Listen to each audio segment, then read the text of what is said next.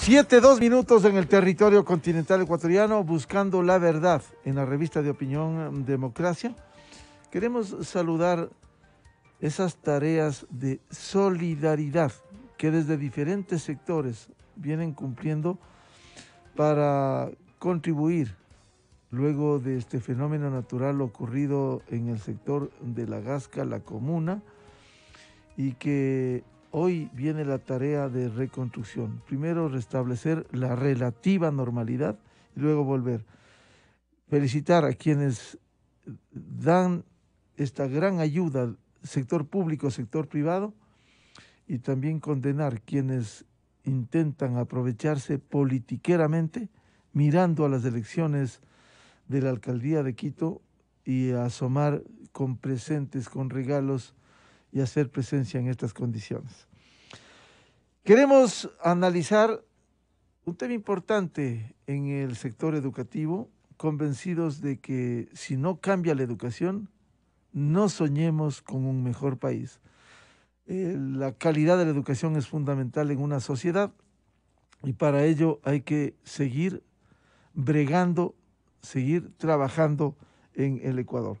Hoy en medio de la pandemia han vuelto observaciones respecto del retorno presencial a clases, con una afectación especialmente en los menores que no pueden concurrir presencialmente a clases, y por otro también la amenaza permanente por el contagio del COVID-19. No olvidemos que seguimos en la pandemia, si bien en los últimos días, de acuerdo con los reportes oficiales, se ha dado cuenta de una reducción de los contagios y de una reducción de la demanda en las unidades hospitalarias y en las unidades de cuidados intensivos, lo cual es bueno, es un reflejo de que esto está bajando por ahora. No sabemos mañana, no sabemos qué va a pasar con el nuevo feriado de carnaval y otros días posteriores.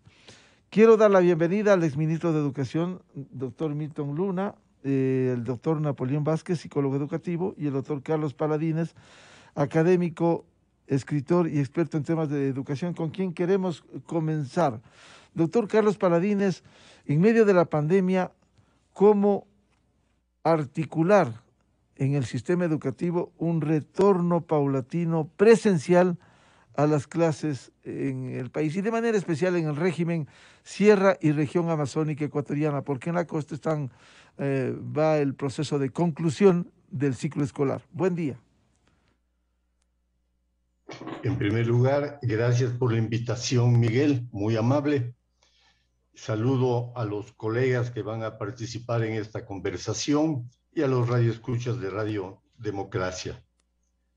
Voy a iniciar, antes de entrar exactamente a responder la pregunta, quiero dar algunos datos para poder dimensionar un poco lo que significa un retorno a clases en miles de establecimientos educativos, cuando hay que conjugar la presencia de miles de maestros y de millones de estudiantes.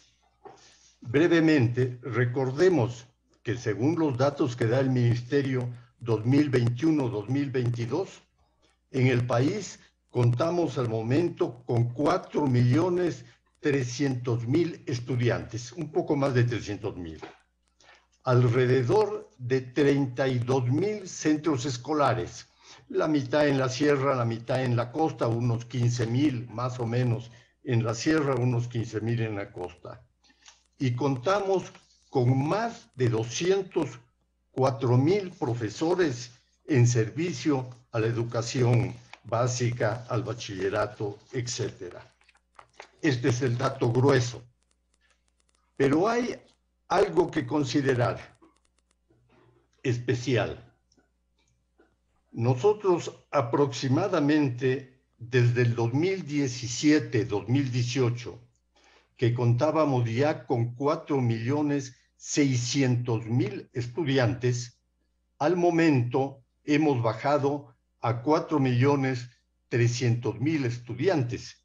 es decir, aproximadamente un abandono, un repliegue, una pérdida de más de 300,000 estudiantes. Eso es mucho dentro de las cifras de cualquier país y, por supuesto, en el caso ecuatoriano, por los porcentajes significativos que supone el abandono escolar en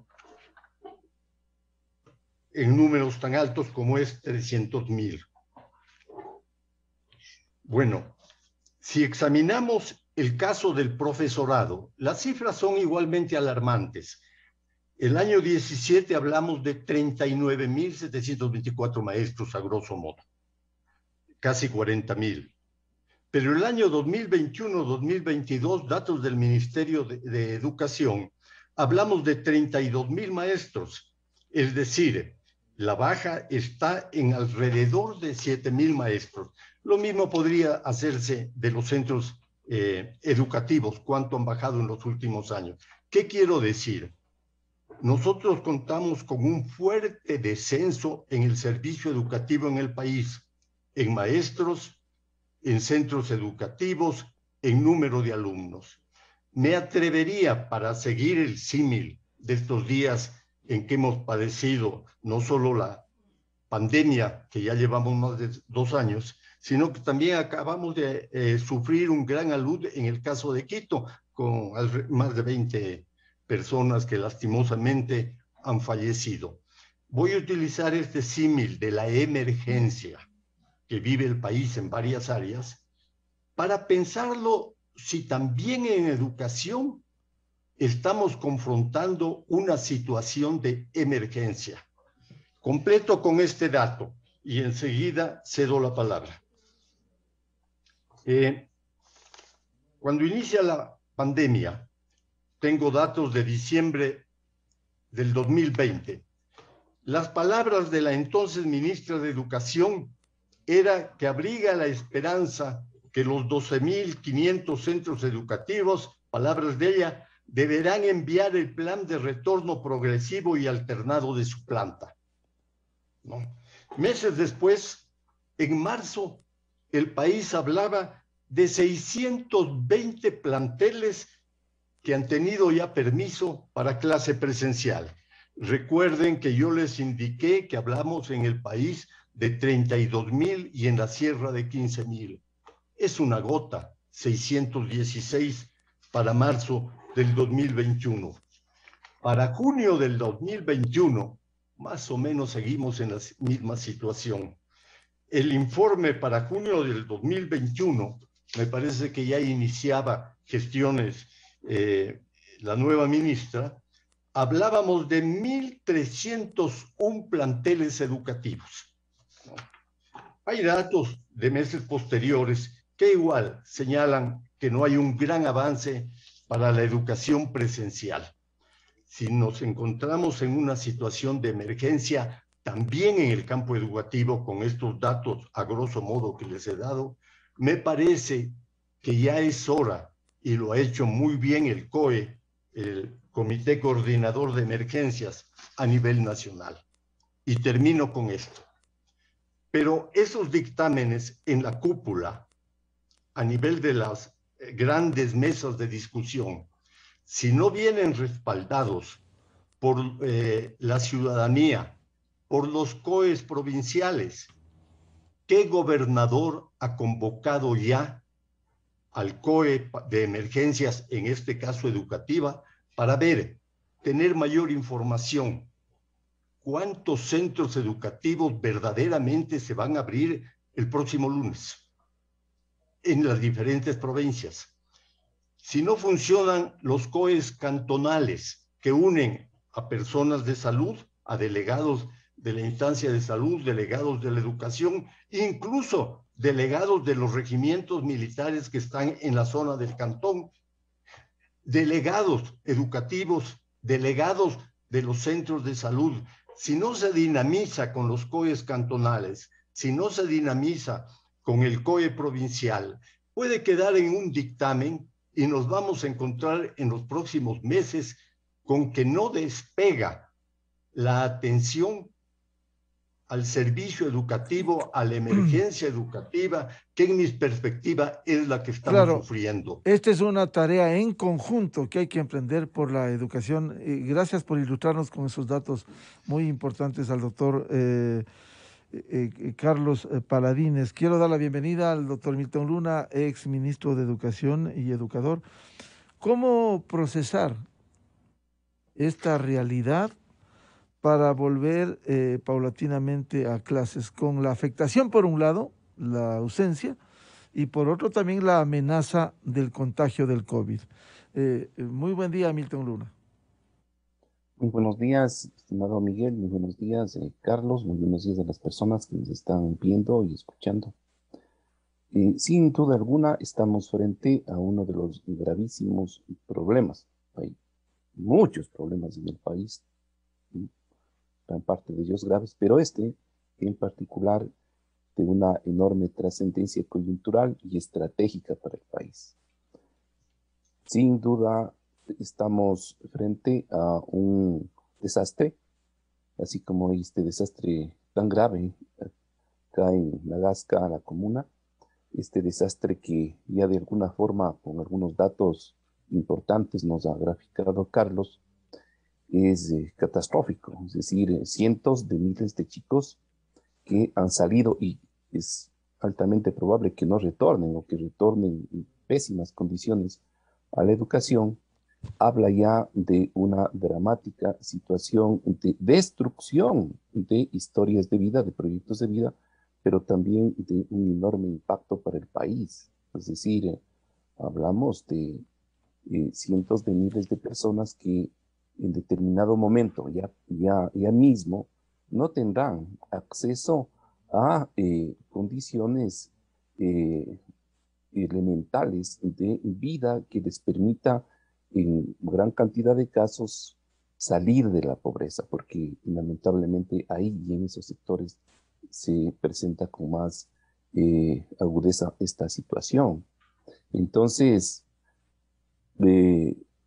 cientos de miles de chicos fuera, pero también estamos hablando de problemas de aprendizajes, ¿no? Es decir, vamos ya 2 años, yo creo que eso es también importante señalar, 2 años en donde por diversas circunstancias que efectivamente nos vamos a, creo, ir procesando esta mañana, de déficit en zonas rurales, sobre todo de Internet, de acceso a las nuevas metodologías de información y comunicación, y por otra parte también a esta adaptación abrupta que tuvo que tener el sistema educativo para, yo creo que en momentos incluso de manera heroica, enfrentar este cambio, no solo aquí, sino en el mundo, ¿no?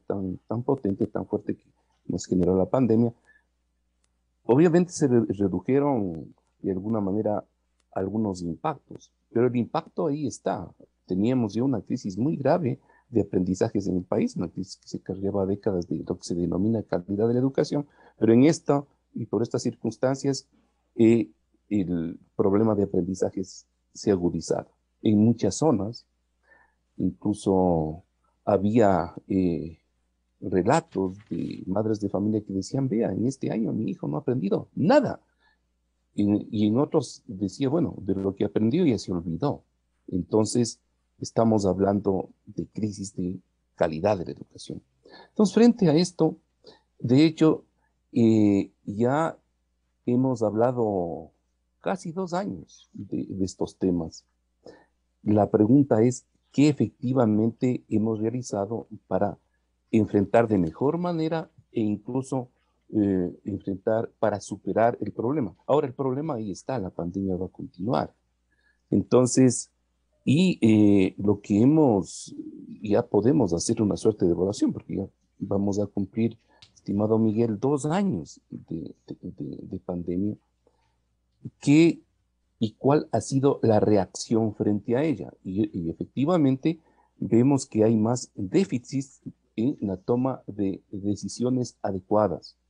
Entonces, fíjese usted, nadie en este momento niega que es absurdo oponerse o lanzar criterios en contra. La presencialidad es absolutamente importante y debemos ir hacia ella.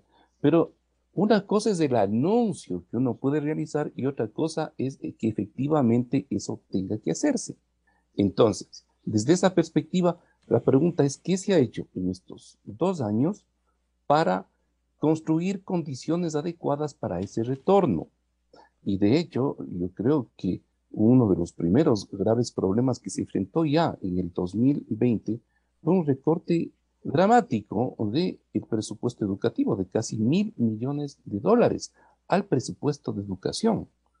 Y con seguridad, un rubro importante de esos 1.000 millones era para lo que significaba el mantenimiento de la infraestructura escolar básica. No estoy hablando este rato de dotar de Internet, como debería ser la estrategia adecuada en estos momentos, sino del mantenimiento básico de esa infraestructura. Y hoy, ciertamente, no tenemos todavía una información objetiva, una información concreta de cuál es el impacto de ese no mantenimiento. De hecho, ha habido una N cantidad de investigaciones, reportajes de televisoras, de medios de comunicación, donde ya se ha presentado esto, ¿no? Se ha presentado esa situación tan complicada. Entonces, hay que impulsar este momento el que esas necesarias condiciones efectivamente de manera urgente se mejoren. He visto con mucha simpatía y con mucho agrado que las altas autoridades de educación y del municipio de Guayaquil, ya la semana anterior, luego de su pequeño conato que tuvieron respecto al tema de la presencialidad, por fin lograron sentarse. Y hay este anuncio de que van a intervenir, fíjese usted, Miguel, alrededor de 20, 30 instituciones de manera inmediata para mejorar su infraestructura. Pero ¿qué quiero decir con esto? El gesto es muy bueno. Yo creo que hay que saludar y eso hay que hacer. Deben multiplicarse esos acuerdos del Ministerio de Educación con los organismos locales. Pero todavía, aprovechando de la frase de Carlos, esa es una gota todavía en el mar de necesidades y de agua que se necesita en este caso para poder mejorar la situación de infraestructura. Entonces, ya no hay que hablar este momento de que si es necesario o no es necesaria la presencialidad, sino es necesario ya que se comience a rendir cuentas de cómo está efectivamente la infraestructura y sobre todo qué se está haciendo. ¿Qué se está haciendo? Decíamos hace poco, Miguel, en este mismo programa, que era muy importante ya que frente al anuncio del COE, de la autoridad educativa, de que vamos a la presencialidad escalonada y voluntaria y progresiva. Ya, esto se ha dicho desde hace meses y está muy bien, nadie se opone a eso. Lo que debemos acompañar, reitero, a este anuncio es la necesidad de conocer planes concretos, metas concretas, inversiones, movilizaciones. Y esto que ha pasado en Guayaquil, la multiplicación de acuerdos entre instancias, en este caso del Estado central, con los organismos seccionales que son parte también del Estado, pero también con otras instancias de la sociedad, por ejemplo, de sectores empresariales que quieran colaborar, por ejemplo, de las propias organizaciones de docentes, de las propias organizaciones, en el caso de los colegios estudiantiles, como todos comenzamos a poner el hombro. De hecho, hay que declarar, sabemos que la situación de la educación es absolutamente, extremadamente complicada. Hay que declarar la emergencia, justamente para que se dispongan de los instrumentos necesarios de infraestructura y sobre todo el debido Claro, respaldo fiscal para que claro, esto se dé. una tarea compleja para emprender en este retorno paulatino a las clases en medio de la afectación que ha habido. Quiero dar la bienvenida y saludar al doctor Napoleón Vázquez, psicólogo educativo. Bueno, usted escríbanos, doctor Vázquez, el nivel de afectación, habrá tenido muchos casos usted, respecto de la no presencialidad en clases, pero también en casa en estas condiciones diferentes por la pandemia. Muy buen día, doctor Napoleón Vázquez. Muy buenos días. Es importante este tema y si bien es cierto que la gente está consciente de que hay un retraso en el campo psicopedagógico para sus hijos, sin embargo, es cierto que tienen toda la razón las familias de cuidar el campo físico de los niños, de los adolescentes, y se está tratando de dar un énfasis en esto, pero estamos olvidando en realidad, y claro, las condiciones tampoco dan, pero estamos olvidando la salud mental de los hijos. La salud mental que implica que sea presencial, que sería preferible lo presencial, antes que lo virtual, el conocimiento que quieren comenzar a dar y que está muy bien, la intención, la idea y la acción, ojalá. Sin embargo, ¿cómo están las mentes de los niños, de los adolescentes? Comenzando en casa, porque tenemos situaciones que implican ciertos grupos. Hay un grupo, por decir algo, que siente todavía inseguridad, inestabilidad, ansiedad. Hay otro grupo que demuestra irritabilidad, que ha perdido la práctica del desarrollo de la atención, la memoria, la concentración. Y así hay diferentes grupos que hemos ido clasificando con las personas que tienen la posibilidad. Nuestra institución es particular y en ese sentido son los que tienen alguna posibilidad de lo económico. Y ahora los que no tienen, ¿en qué condiciones van a regresar a las clases presenciales? Es importantísimo que desde la casa, tratemos de manejar a los niños esta situación de más de 2 años que implica el asunto de la pandemia y que realmente si los adultos han sentido estados traumáticos y se ve todavía en las calles. Fíjese, hay un semáforo que está en rojo, atrás hay como 5 o 6 carros, pero los de atrás comienzan a pitar desesperadamente. Es la ansiedad que tiene todavía la población. ¿Cuánto más podemos hablar de un niño, de un adolescente? Ahora, ¿quién le ha preparado al maestro? Él también sufrió la pandemia. ¿Quién le ha preparado para que pueda él inclusive ser el coordinador del campo psicológico de los niños y poder ir recuperando poco a poco la capacidad que ellos tienen para poder aceptar el conocimiento pedagógico? Entonces, es importantísimo que liguemos, que tratemos de unir la necesidad de que nuestros niños ya no pierdan más el conocimiento, la capacidad que los maestros tienen que darles, pero se debe unificar la recuperación emocional, psicológica de los estudiantes. Y eso no se ha mencionado casi en ningún lado, muy poco se ha escuchado.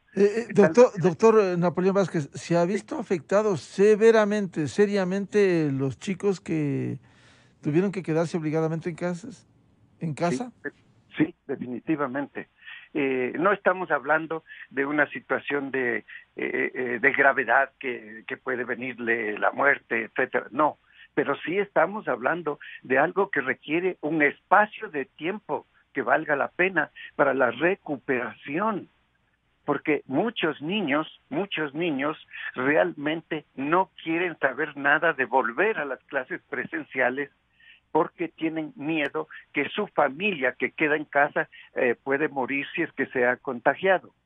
Otro grupo tiene el problema de querer regresar desesperadamente porque manifiesta estar frustrado en casa, no les ha visto por 2 años a sus compañeros y todo el campo de la sociabilidad infantil y de adolescencia realmente se ha bajado totalmente. Y en ese aspecto hay varios grupos, por eso estamos nosotros en nuestra institución seleccionando por grupos para ir haciendo un poquito de estadística, porque se está desvinculando totalmente este punto importante que es el de que qué bueno, qué bien que vuelvan ya a las clases presenciales. Es que eso es y será importantísimo, el presencial. No estamos descartando lo que se ha podido hacer virtualmente, pero definitivamente el presencial, las clases presenciales van a ser doblemente positivas el momento en que regresen. Sin embargo, ¿en qué condiciones están regresando?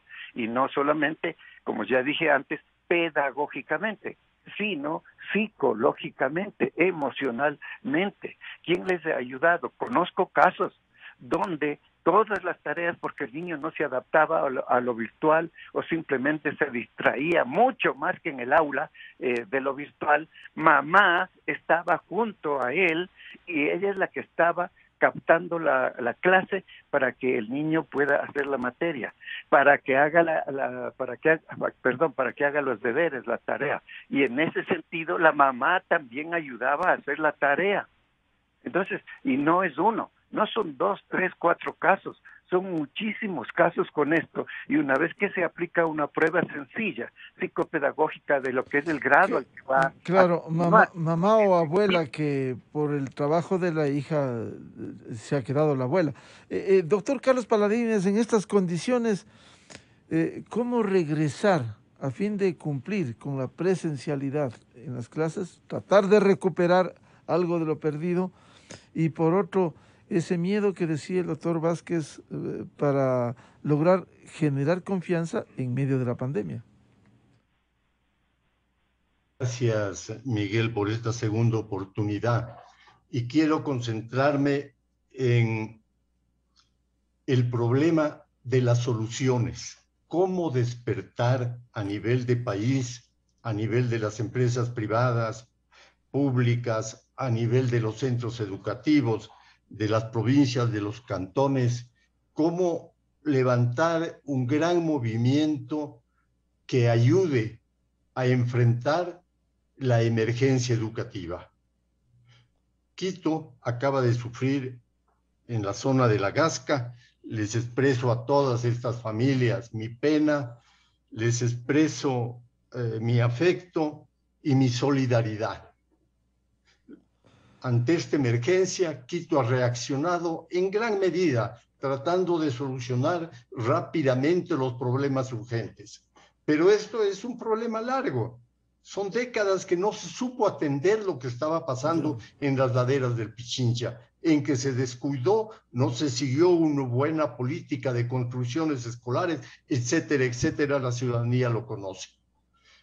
Igual digo, si en el caso de la emergencia educativa, que me parece que estamos en ella, que habrá que ponderarla bien, examinarla con detalles, más allá del discurso lacrimoso o más allá de la crítica por la crítica, sino pensando soluciones. A mí me parece, y retomo una idea que en alguna conversación hace años con Miguel Rivadeneira me resultó positiva.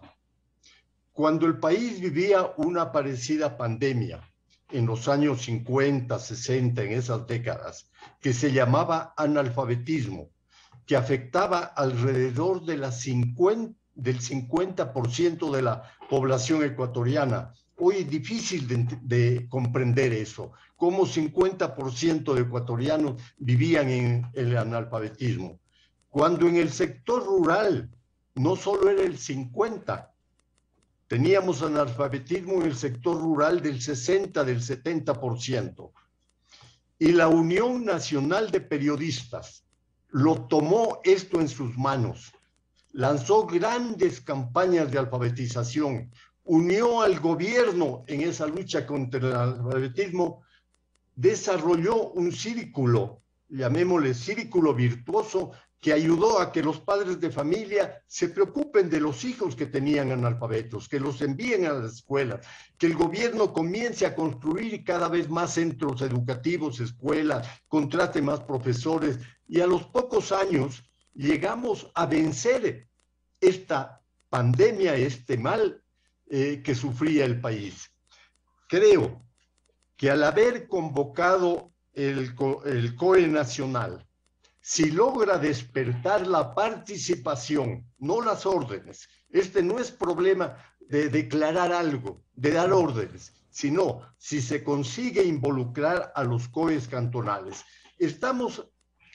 Quiero reforzar mucho esta idea, estamos ante un mecanismo nacional, los COEs que hay en las comunas, en las provincias, en los cantones, el COE nacional, etcétera.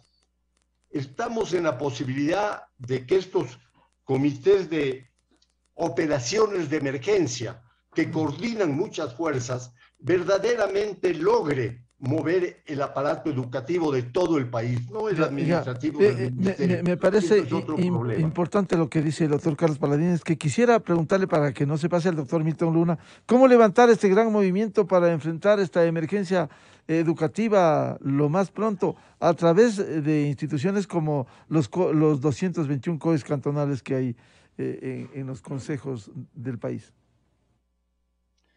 Indudablemente que no vamos a salir adelante si no nos unimos.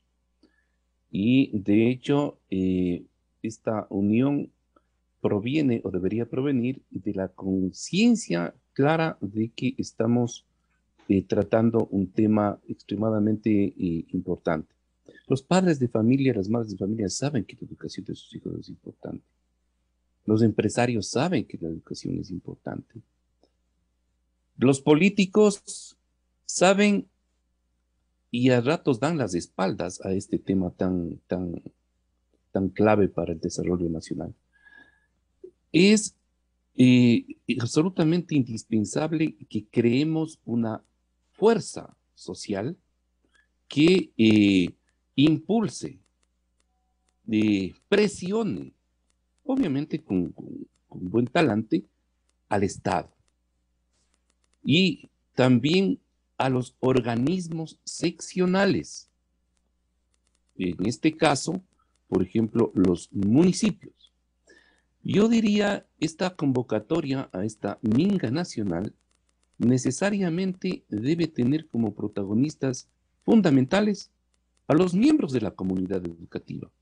En este caso, yo apelaría a que sean, por ejemplo, en este caso, los docentes, los que puedan quizás liderar junto a los estudiantes, y sobre todo mi apelación es a que los padres de familia debemos, con este sentido de corresponsabilidad, ya no solo, en este caso, colaborar con la educación de nuestros hijos, de nuestros nietos, sino y básicamente también organizarnos.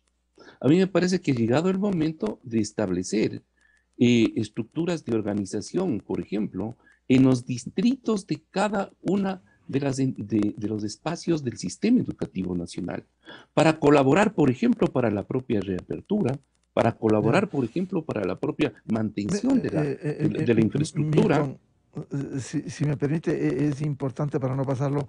Doctor Napoleón Vázquez, padres de familia, organizarnos para impulsar esto. ¿Cómo unir lo que decía el doctor Carlos Paladines, de involucrar, levantar este gran movimiento para enfrentar la emergencia educativa e involucrar, por un lado, a los COEs cantonales, por otro, a los padres de familia como actores principales? Doctor Napoleón Vázquez.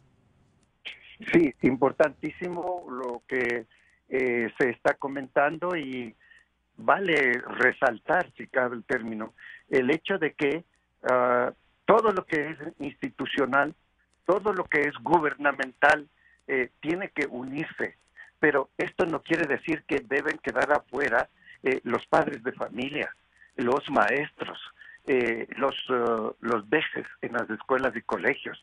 Tienen que unirse todos para recibir un área instructiva que no sea tan extensa, ojalá no muy costosa, etcétera, para volver en realidad a poner el campo emocional de los maestros, de los alumnos, de los padres, etcétera, e inclusive de las autoridades, volver a poner una guía que implique y que nazca realmente hacia la recuperación de esa oportunidad que están esperando todos, estamos esperando todos para que se vuelva a las clases presenciales y naturalmente sean productivas.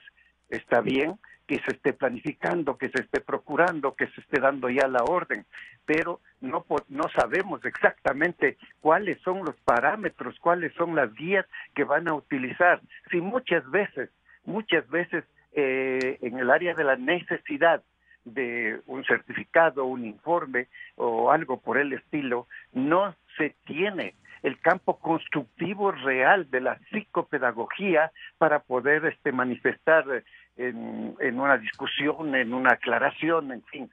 Cuanto más ahora que los niños y los adolescentes necesitan primero estar un poco recuperados de todo lo que significa las capacidades de ellos.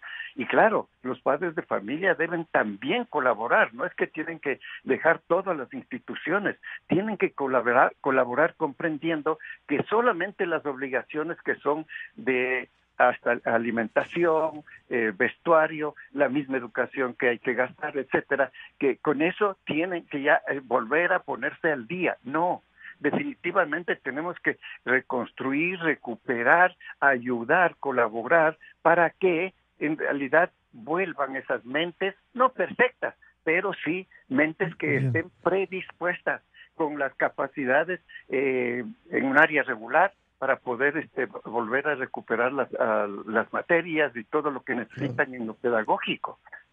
Bien, muchas gracias por el aporte. Seguiremos hablando, porque este es el compromiso, convencidos de que si no cambia la educación, si no volvemos al menos a los niveles anteriores, si no logramos esta calidad en la educación, no soñemos con un cambio de país. Hoy involucrados con esta pandemia y también estos fenómenos naturales. Muchas gracias al doctor Carlos Paladines, al doctor Milton Luna y al doctor Napoleón Vázquez. Volveremos a convocarlos, nos comprometemos para seguir hablando de la educación. Este es un eje transversal en el desarrollo de un país. Muchas gracias, muy amables. Gracias, Miguel. Gracias también, saludos. Muchas gracias. 7:39 en el territorio continental ecuatoriano. Buscando la verdad, aquí en la revista de Opinión Democracia. Vamos a dialogar de inmediato con el coronel Juan Zapata, director del COE Nacional, el Comité de Operaciones de Emergencia. Lo hemos invitado a un diálogo para conocer cómo ha visto esta tarea. Por un lado, pandemia, los reportes ahora, estos fenómenos naturales como el del lunes último, en el sector de la comuna, sector de La Gasca, que ha causado no solo muertes, sino unos daños enormes en ese sector. Coronel Juan Zapata, cuéntenos cuál es su primera evaluación de cómo se reaccionó con los hechos ocurridos en el sector de La Gasca en la noche del lunes. Buen día. Buenos días, estimado Miguel, un saludo cariñoso a usted y a su inmensa audiencia.